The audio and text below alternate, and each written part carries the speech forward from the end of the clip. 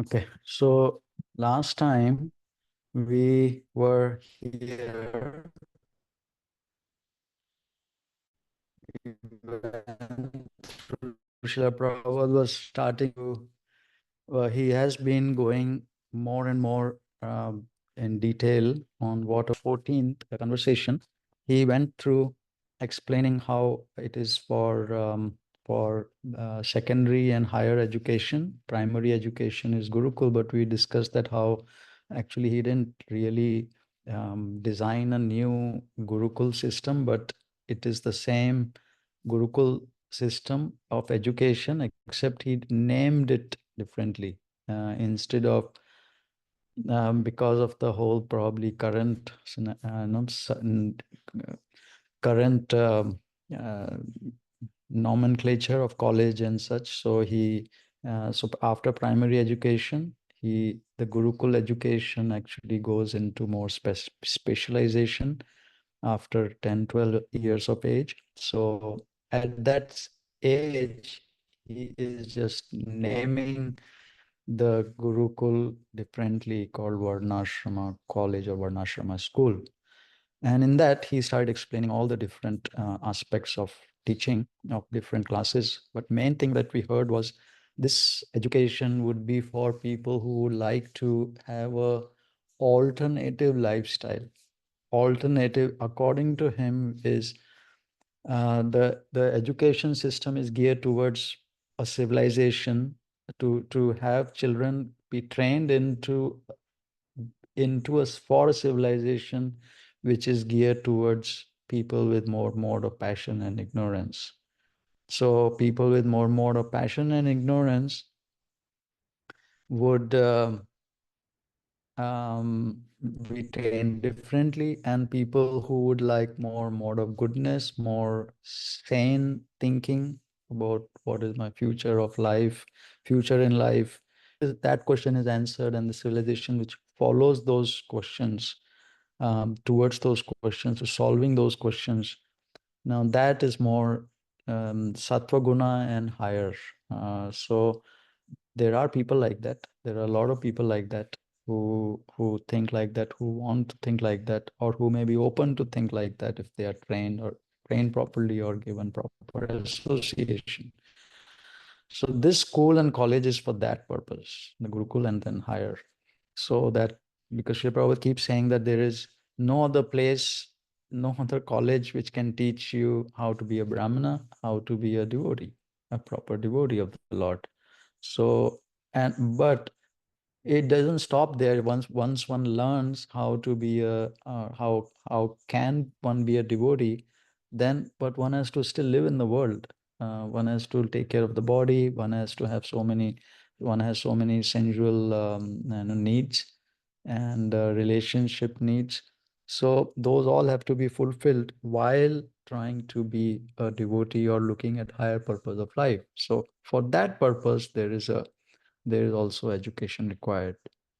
So he wanted each and every center actually to be teaching this, not just the spiritual, but also material knowledge, which can be used for um, aspiring spiritualists to live in a mode of goodness, so that one can one's devotional service doesn't get disturbed so much.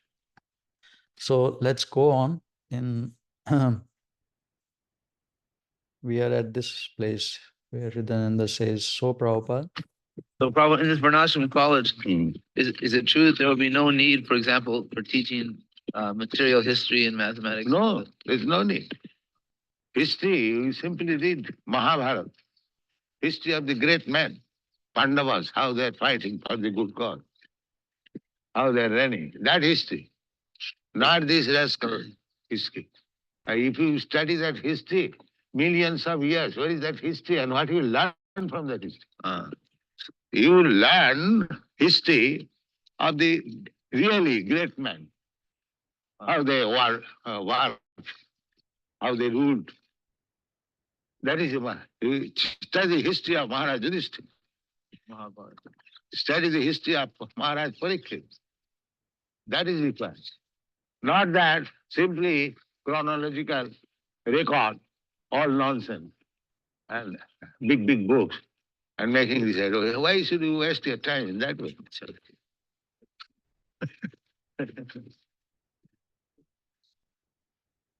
And so, History must be for great person. That's history. So this is very interesting. Srila Prabhupada is talking about, so many questions can be raised. So are children not going to be taught history? Like US independence, we just had 4th of July. So there is no, what about all those people who fought for the Revolutionary War? History of how the civil war happened, even slavery, history of Mexican War, history of even previous the medieval times in Europe. So all that doesn't need to be taught. So by in other places, Srila Prabhupada is talking about, yes, history and geography. I mean, see, one thing is to know the world. One needs to be aware what's going on and what people, normally people know. But one doesn't need to go and study so much in detail. What Srila Prabhupada's point is that one doesn't need to go in so much in detail about things that that don't, who are not very like in mode of goodness, and examples of devotees who are practicing God consciousness while also taking care of the world or from of material things. So he is making the point that, see, he just like when we driving, we have we know we have to we know the rules, otherwise we can't drive. We have to keep on the right. When an exit comes, you take the exit by giving up, putting blinkers on. So one is a road map. Another is to go steady. Oh, this road constructed by this material, this signpost came from here, cost this much, you know. So one doesn't need to study in detail about so much of the history. One need to know, because there is a roadmap in the world. We are following the roadmap, so we have to like know everything around. But the details about person, character, how he was, what it was doing, how he was, how many bottles of wine he used to drink, how many, all of that is not very, it doesn't need, you don't need to know all these things, because if especially one puts it in our mind that, oh, these are great people, personalities, and they had so many addictions or afflictions, that's not very inspiring or going to teach one to have a good character. What he's making the point is teach history of great men. So it's not just the fighting, oh, they use this weapon or that weapon. In Bhagavatam, not so much information is given on that. More information is given about their character. There is a situation which came in a war where they had to choose between right or wrong, or between following Krishna's instruction or not. What did they choose at the time? That is something to be learned. Just like after the Kurukshetra war, Ashwatthama, he all the Pandavas' children were killed, except Abhimanyu's son, who was Parikshit later. He was in the womb of Mother Uttara, his wife, Abhimanyu's wife. Now he had been killed, all the children of Pandavas had been killed. So he was the only son left where the dynasty could continue. So Ashwatthama, he threw a Brahmastra to the womb, uh, to just kill the womb, not even Uttara, just kill the womb, uh, directed at the womb to the kill Ashwatthama, kill Parikshit, no, like little baby. So Krishna, so Uttara ran to Krishna, and then she prayed to Krishna that please save the child. So Krishna took the form, went inside the womb and the Parmanu feature, and then saved Parikshit. And Parikshit even saw Krishna coming, and that's the name of Parikshit, that he's always examining where is that form that he saw when he was a child, in the embryo.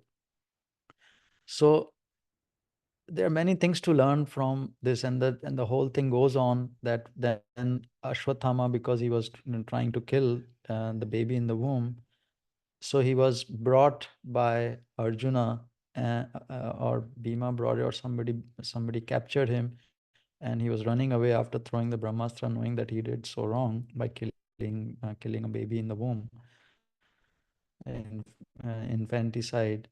So he was brought, and then the whole question was whether to kill him or not, because he killed all the Pandava children while they were sleeping.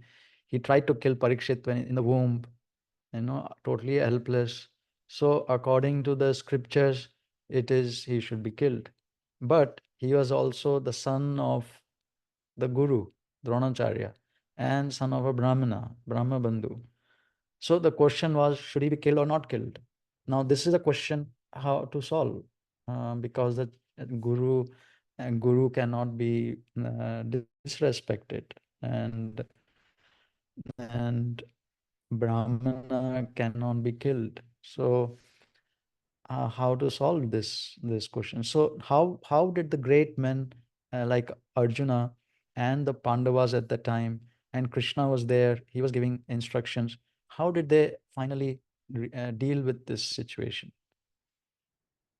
Finally, of course, Lord Krishna explained, and that how he should be he should be basically Arjuna, he cut off his cut off his hair and his shikha or something, cut off his hair and made him insult him, and it was an insult, but didn't actually kill him because he was Brahmabandhu. So somehow they managed both, and there are many instances like this in the Bhagavatam.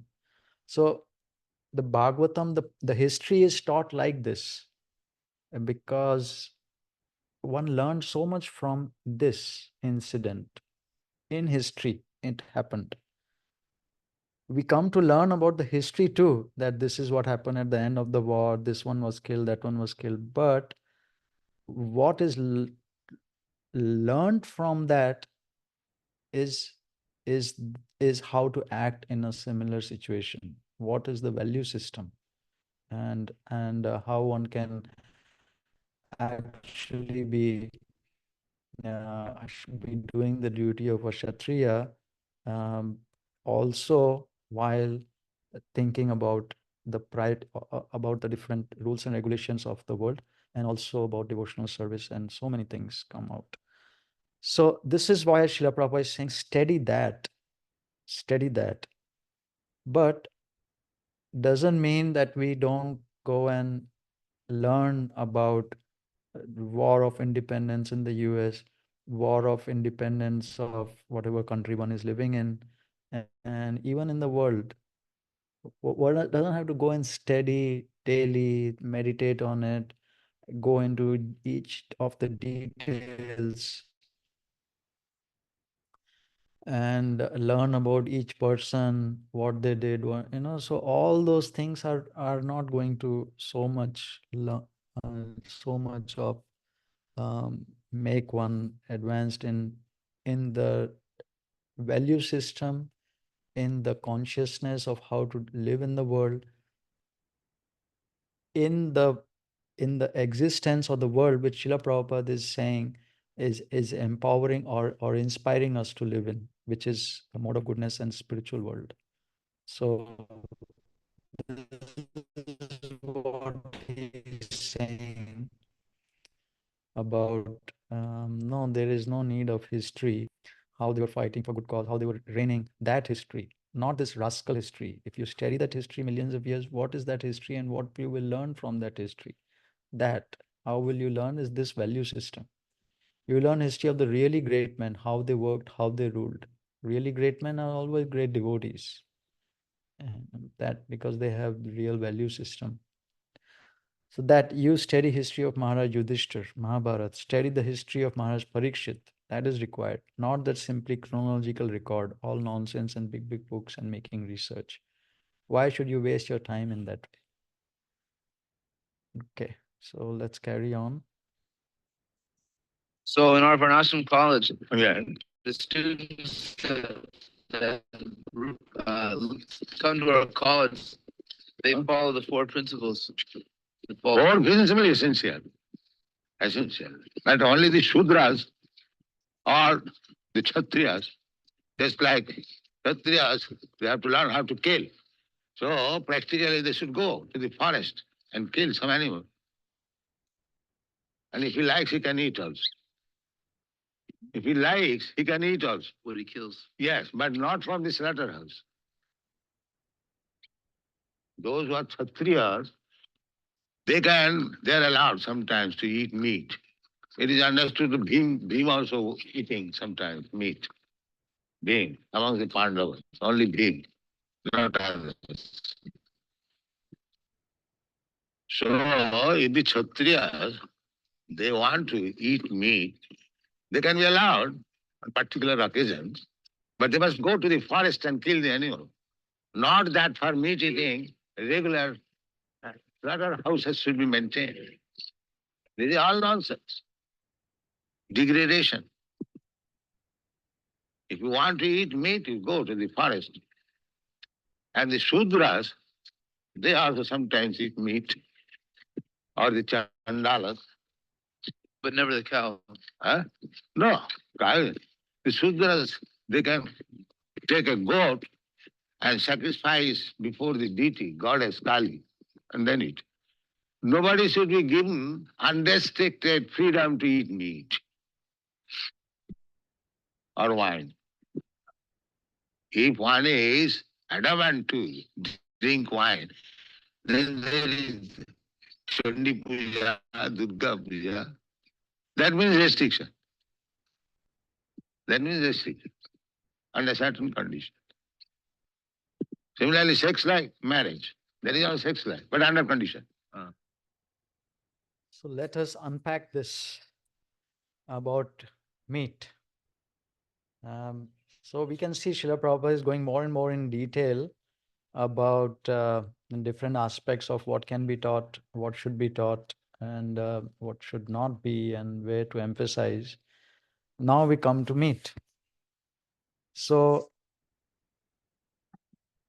the main question was asked is, do the student need to follow the four regulative principles? Srila Prabhupada said it is essential.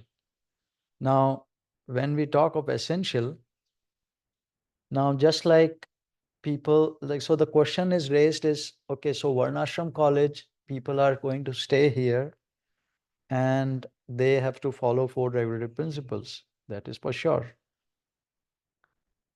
But we also know there are many people who are just coming to, just wanting to learn. Like we just heard in the first of those statements which Srila Prabhupada was making on March 12th morning walk, where he's talking about this college is for people who are harassed by the material world, by living in the cities and by the government and so many ways, and they want to come and learn. So they may not, they want to come and learn, but they may not be following four regulative principles at that time. But by association, gradually they can improve. So understanding that, what I have come to understand, what Srila Prabhupada would is trying to do with Varnashram College is someone who is, so there are two categories of people we also understood. One category are those people who are these harassed population who want to come and learn how to live. Others are devotees or who are already devotees or children. They want to learn. So people who are devotees already or who want to learn, like children, they would be expected to follow the four principles from the first go. You coming here, this is what it is, and they are just learning. We may need to make uh, these some courses which are like bridge courses where they can associate, they can learn, they can understand what it means. Just like Sanskrit, Srila Prabhupada was teaching Sanskrit in 26 Second Avenue to new people. And he was teaching. He was here to teach Bhagavad Dharma, but he started teaching Sanskrit. Of course, he used that as a as an attraction for people to come, and he of course teaching from Bhagavad Gita and Chaitanya Charita, and Bhagavatam. So the Sanskrit is just a way to teach, way to attract people. They were smoking and everything, and gradually by association they changed the habits, and then they started coming and living and practicing. And so the intention was there, but he didn't put like a full stop that unless you follow the four air principles, you cannot come and learn. There's another incident where Srila Prabhupada is very happy with Bhavananda in Mayapur because Bhavananda was teaching English to the local Bengali children from Krishna book, something similar, but an opposite part of the world, just like what Srila Prabhupada did teaching Sanskrit in 26 Second Avenue. So people were coming to learn English. Maybe they didn't want to come, or parents didn't want to send for learning about Krishna. But because of teaching from English, then slowly, of course, the idea was to change their consciousness. So that could be done. And just like Srila Jiva, I mean, may not be the similar, but this came to my mind. Jiva Goswami, Srila Jiva Goswami, he made a Sanskrit Vyakaran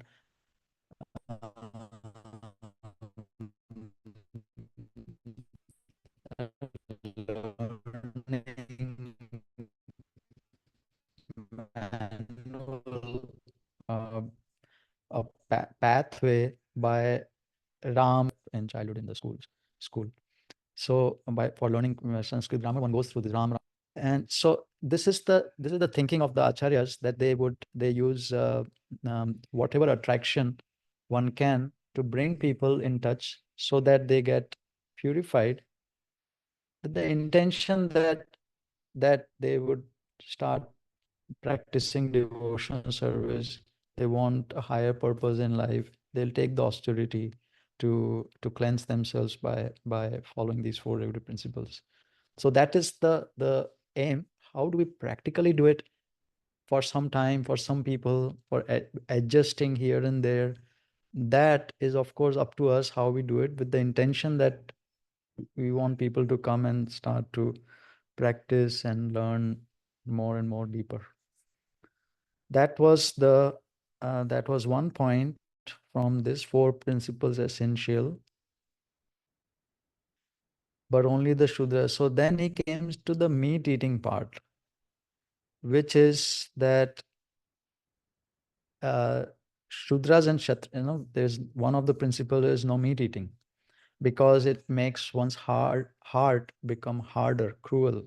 One has to see animal being killed and feeling pain, and it's very tough to see that happen. Even normal people, there are 10% of Americans are vegetarians, 5% are even vegans. So because people feel like, oh my God, this is so much cruelty, I cannot bear it. That is soft heart. But if one wants to, if how one can continue doing it seeing the pain is, if one makes one heart harder, it's okay, it's all right. And just makes one keep seeing this pain and not have anything happen to the heart, to the emotions. So that is why it is said that don't kill meat, don't kill animals and eat meat, eat vegetables and fruits and nuts and such, milk. But for Kshatriyas, Srila Prabhupada is saying Kshatriyas and Shudras are allowed. Why? He is explaining that Kshatriyas, they're allowed because they need to practice killing. They need to learn, even if they are soft-hearted, they need to learn how to kill and see the blood, see the pain against an aggressor, to protect. That is required for some people. So they have to go into that consciousness and kill. And but still, as a devotee, one should be able to keep one's heart soft. So that's only possible when one is doing it as a duty. Duty, it has to be done. I need to do it because the Lord wants it. I will do it. I will kill. I'll see the blood. I'll see the pain. Even though I will feel pain, but I have to do it. So that practice is still a devotee needs to go through. Just like Arjuna, when he saw all his different family members all around in the Kurukshetra, because of his soft heart, he didn't want to kill them. Why should I do that? Feel the pain, their pain he will feel because of empathy. But finally he understood that I have to do this because of order of Krishna. Yatha ichchasi tatha kuru. Krishna says to him, I'm ordering you to kill, but then you decide. And then he said, okay, I will do what you want me to do. So in that mode, one one is doing for Krishna, then one is not going to make one heart hard, even by killing. So the Kshatriyas who are higher, who are going to be trained in higher consciousness, who have who are becoming Vaishnavas, their heart is also going to be soft. They to kill people in battle or in some interaction when somebody is aggressing, they still need to practice. It's not like, oh, I will be non-violent throughout my life, but when it comes to a battle or an interaction where I may have to kill or harm somebody to protect my dependents, at that time I will kill. Otherwise, I will not kill. So that cannot happen. One has to practice seeing the blood, seeing the pain, and all these things, even though one's heart is soft. So one is being allowed, the Kshatriyas have been allowed that they can go out in the jungle and kill animals, like wild animals, especially Bhagavatam describes, and take care of people, protect people who are living in the forest too, not just in the cities or in rural areas, but in the forest too. Who lives in the forest? Vanaprastha and sannyasis. Vanaprastha actually means people who go to the forest to start practicing austerities for the future of life. Vana means forest, prastha means go. So after 50 years of age, one is supposed to go in a forest and start. That is how the name of Vanaprastha came in ashrama in life. So people who are practicing austerities are living in the forest. Many people who are like Chandalas and Malichas, many are living in the forest too. Many Aborigines are living in the forest. They have been asked to live there so that they can live in any kind of regulative principle. No need to follow regulative principles. You can live because they are in mode of ignorance. They can live and they don't disturb anybody in the society who want to live by the regulative principles. So Srila Prabhupada, he is explaining that in other places also he explains that a Kshatriya would go in the forest, in the jungle, and kill different animals who are disturbing, who would be disturbing the sages and other living, other human beings living there, especially wild animals who are causing problems. Actually, there is a pastime of Lord Balaram. He went to a sacrificial arena in Naimisharanya on his pilgrimage around India. It is in the Krishna book. It is described that he was going all around, and then he came to these sages who were performing sacrifices. So at the time, Romaharshan Sutta, he didn't get up from his seat because he was thinking, "Oh, who am I to get up from the Bhagavatam while giving Bhagavatam? Because Bhagavatam is higher than any person who comes in." But he forgot that Lord Balaram is God and pay respects. And Balaram, when he understood that he, even though he's supposed to be such a great personality that giving lecture, explaining Bhagavatam to all the sages, he's actually not very high uh, high consciousness. He killed him so that he gets purified out of that consciousness. He can kill, of course, he is God. And so the sages understood that he's God, he can do anything, but out of normal material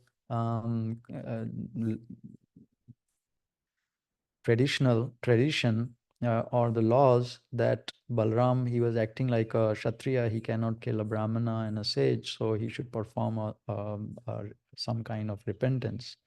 So Balrama asked, "Tell me how I can repent as a Kshatriya." In that mode, he was asking, even though he doesn't need to.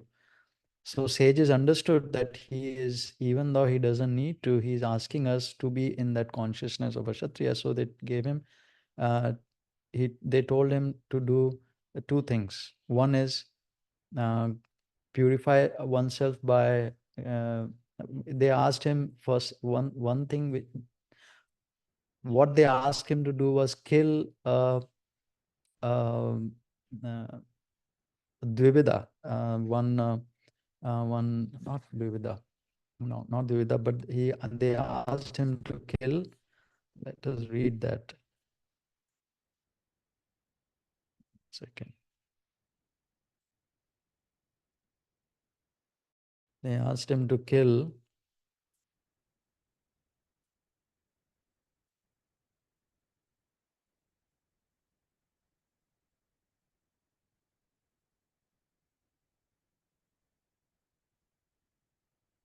one demon who was causing a lot of problems to, let us go here, Lord Balaval, this guy. So he was causing a lot of problems to the sages while they were performing sacrifices. So they asked him to kill this demon, Balval, and he killed this demon. So Lord Balram prepared himself to meet the demon Balvala at the time when it usually attacks sacred place there.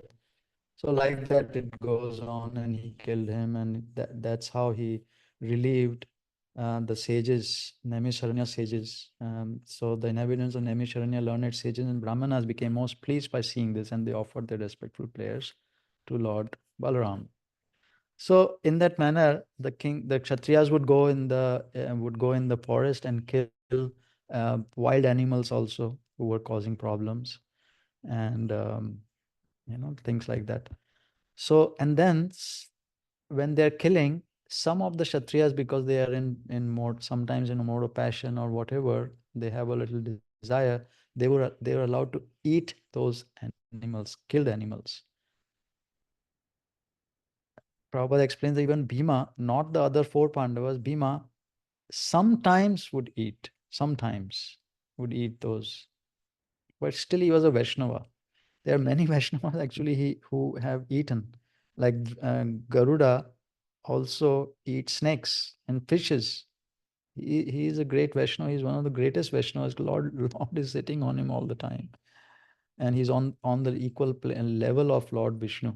Still, he eats, and that actually is When Garuda eats, it described that he actually benefits these living entities whom he eats by taking the offering.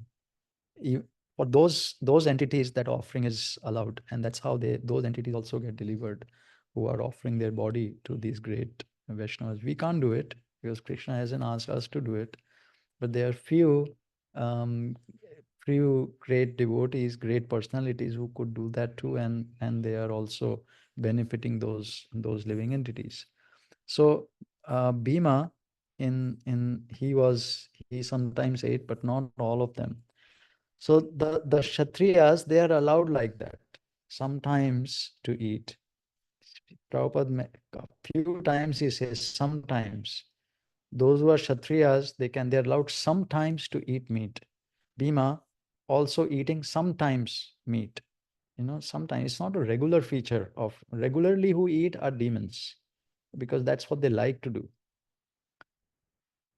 And specifically whether demon or Kshatriyas, earlier days they were not maintaining slaughterhouses like this. This is really, really degraded and like extremely demoniac, and more who can do that, like keep them in a cage and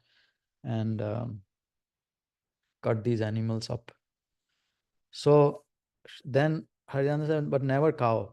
So he says, no, never cow. No one would eat cow unless they were, of course, already dead by natural circumstances.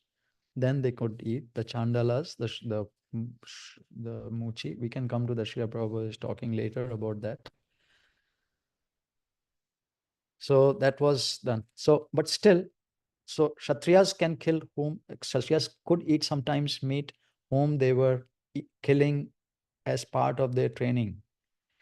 As far as Shudras are concerned, they were also allowed, because they can't really restrict. They are so much in mode of ignorance and passion, they can't really restrict they eat. They can't stop eating completely. So to restrict them was the Vedic culture. You restrict them a little bit still, so that they at least understand there is a higher authority, that they need to function under a higher authority. And gradually, by association, one could change that too. At least there is a higher authority above them. So there was a, Srila Prabhupada says, those Shudras, they could eat, they can, even now, people can eat by offering only the, they can eat only once they offer it to Goddess Kali under a certain sacrifice, and make a whole ritual out of it, make a sacrifice, offer it to, and also wine similarly.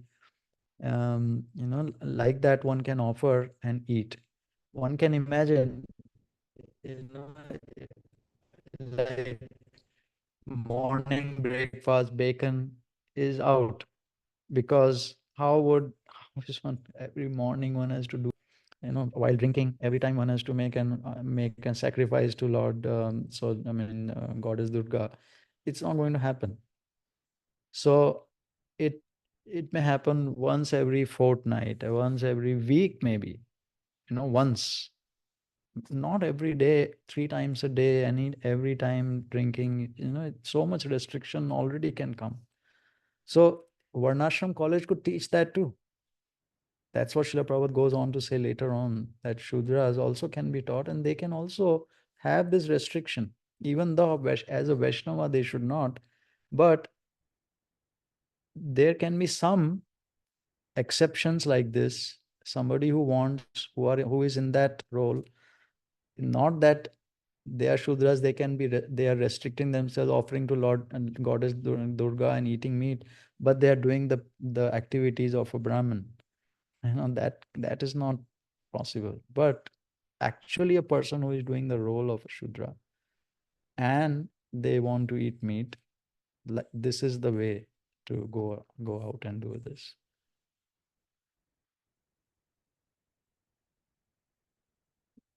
Anything to say, Leo Prabhu? Hare Krishna, Prabhu.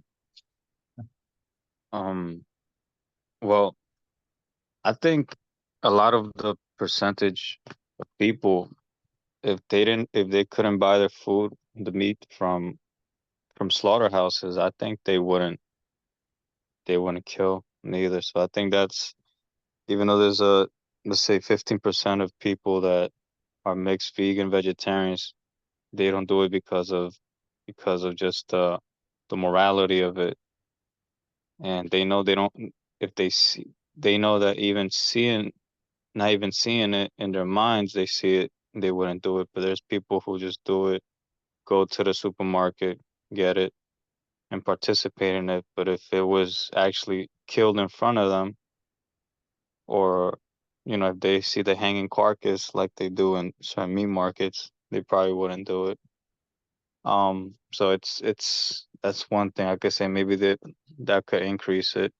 Also as well, I was also thinking about, so the difference between, I had this discussion with the temple here in regards to the difference between a Goswami and a Vaishnava.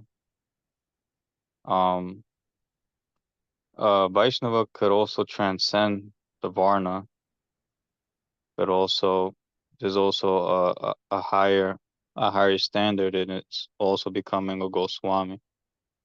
So with that, Goswami is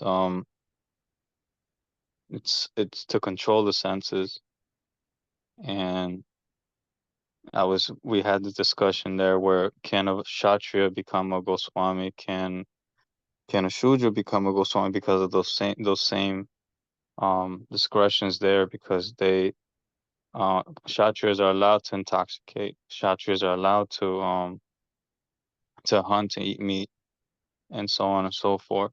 So that was interesting, from what Prabhupada was stating. And also, even though God will come, as you gave an example of Lord Balaram, God will come, and he's above the modes of material nature, he's above the Varna, but he still applies it. Also, I remember there was always this issue with Lord Ram. Oh, Lord Ram ate meat, but Prabhupada would say he's a Kshatriya. He's fulfilling, even though he's above, he's still fulfilling. So that's another interesting point that I just recalled. And also one of the things is, when it comes down to history, it kind of coincides with, or overlaps with, law. I was gonna ask, with law, who does that really apply to? Does that apply to, because it's more of a scribe situation, is that more of a Brahmana aspect, or is it more a Kshatriya aspect? Because I know Kshatriyas, they're part of administration. So how does that apply? Or it could be mixed or both. Yes, of course. So someone who is making laws, they have to be Brahmins in conjunction with the king, Kshatriya. But who is, let's say, lawyers, they could be Kshatriyas, they could be Shudras. Depends on how they are, see, the way Shudras are not like a homogeneous entity. So there are Shudras who would be assisting a Brahmana. So you can't have a Shudra assisting a Brahmana who is unclean. You understand? Right? They are coming, cleaning so many things and taking care of. They have to follow the Shuchi and Muchi thing too. They also take on many of Kshatriyas. Similarly, Vaishya, automatically it happens. People who are assisting, when they get some of the qualities, they may not have all the qualities, the defining qualities they may not have, but still. So a person who is a lawyer could also be under the category of Shudra, but they need guidance from somebody else, like their head Kshatriya. Otherwise they could be a like a clerk, not clerk, but see there Prabhupada explained there is a caste called Kayasth in Chaitanya Charitamrita describes, and though that caste, like of course by birth and how it has been corrupted, but that caste generally,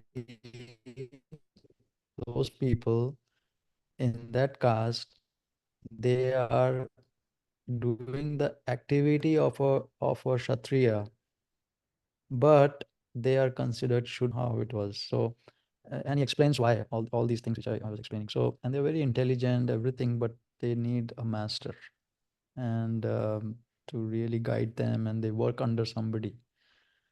So law is, because I have been in law, I understand because if one has to litigate, one has to fight, one has to really think, it is totally a Kshatriya consciousness one has to go into. But there are many other aspects of law too. Filing this, filing that, meeting this requirement, that requirement, that doesn't require Kshatriya consciousness.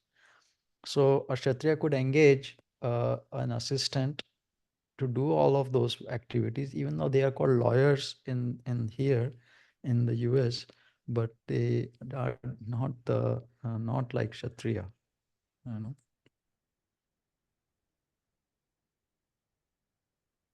And is there also, what about, there was also Brahmin kings, weren't there? So they was called Rajarshri. Rajarshri. Brahmana become king only if the kings are not, no Kshatriya can really do the duty of a Brahmana. Actually, they would not try to be a king, almost never. Very rare there are instances where a Brahmana actually would become a king. Even we hear from Bhagavatam, there was a king Vena who became a king, who was made king by the sages, even though they knew is cruel, because they didn't want to become king themselves. And of course, when they understood that he's becoming really cruel, then they killed him also. But the point is that they would not want to. It is just too much contaminating for the Brahmana to be a king. They will Yeah, the generally try reason, oh, how I'm to sorry. train somebody. They'll generally try to see how to train somebody, even if little less qualified. Yeah, I just recall, because Mahabharata, the mother of the Pandavas, she was from a king that was a Brahmin, I believe. So that's the first time I really came across that. I wasn't too sure if that was common. So actually, what happened was, if I recall correctly, that he actually changed his, because it was not by birth. One can change one's role. One can then, once for whatever reason one thinks, okay, now I want to go into it, I have to be in ordered, or they have to go into another role. They change the role, and they go in that. That is how their consciousness is, for whatever reason it was. I don't want to go into it right now, but there was a reason he became a Kshatriya. It was not like as a Brahmana, he became Kshatriya and then he went back to Brahmana, just like he is actually a Brahmana, but he's just doing the role of a Kshatriya. That Brahmana will not do. Yeah, just like Dronacharya. So Dronacharya is good. He was not a king, he was not a Kshatriya. He was doing the teaching as of Kshatriya. Like Brahmanas would teach martial arts too. They would, just like Srila Prabhupada, this is, I think he already talked about it, or he will tell in this morning walk as we go along, that the Brahman, that one should teach, the sannyasis should learn martial arts and teach. So, but that is a teacher position. Why he took part in the Kurukshetra war was because he was requested. And so by by his disciple. And Srila Prabhupada explained that he was paid by the king, so he had to. But he wasn't trying to become a king. See, the Kshatriyas are not all kings. There are many different, like army and managers and administrators and like that also. Yeah, that makes sense. Yeah, no, I got a lot from that conversation, between Prabhupada and his disciples. Um, yeah, I've had a couple more questions, but they're not coming to me right now. But I appreciate it for the opportunity, Prabhupada. You could, when we do the YouTube, when I upload it, then you could ask there, and I can reply there. I'll try to do that. I appreciate that. I'll notate, most definitely. Yeah, I'm trying to do this recording so that somebody can go later and take out all the different aspects and excerpt from it, so we can propagate it more and more. So all the questions, anything you have, that will be very useful and then that'll be useful in recording and expanding this, so people come to know more and more the service of Srila Prabhupada.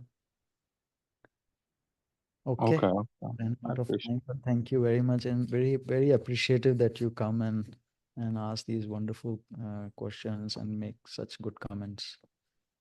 Yeah, Thank thank you for the opportunity, Prabhuji. I'm not qualified any type of way, and I appreciate you supporting me in some type of fashion of me we participating. Very nice consciousness. We are just trying to discuss what Srila Prabhupada is saying. Uh, Every time we both say and hear and discuss, our understanding is more deeper and deeper. So thank you very much. Hare Krishna. Hare Bol. Cool. Jai Shri Prabhupada. Srila Prabhupada.